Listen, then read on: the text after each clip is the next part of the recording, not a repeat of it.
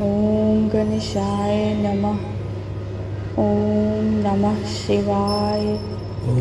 शिव पुराण महात्म्य के अगले अध्याय में श्री सूत जी शौनक जी को विदुम का राक्षस योनि से उद्धार की कथा सुनाते हैं।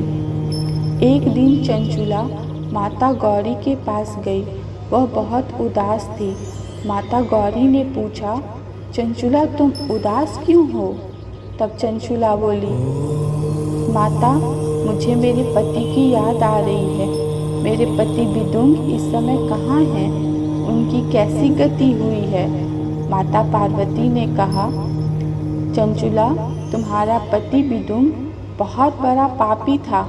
इस कारण वह नरक लोक चला गया, जहाँ नरक के दुखों को भोग कर विंध्य पर्वत पर भयंकर पिशाच योनि में जी रहा है।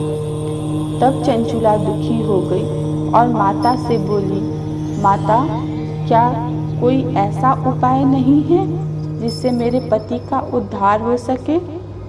तब माता ने कहा, अगर वह शिव पुराण की पुण्यमयी कथा सुने तो वह इस दुर्गति को पार कर उत्तम गति का भागी हो सकता है। यह सुनकर चंचुला ने दोनों हाथ जोड़कर माता पार्वती से प्रार्थना की, हे माते, मेरे पति को शिव पुराण सुनाने की व्यवस्था कीजिए। तब माता पार्वती ने चंचुला की प्रार्थना स्वीकारते हुए शिव की महिमा का गान करने वाले गंधर्वराज तुम्बुरो को बुलाकर कहा, तुम्बुरो, मेरे सखी चंचुला का पति विंध्य पर्वत पर पिशाच बनकर अपने पापों का फल भोग रहा है। तुम उनके सामने परम पुण्यमयी पापों का नाश करने वाली शिव पुराण की दिव्य कथा का प्रवचन करो।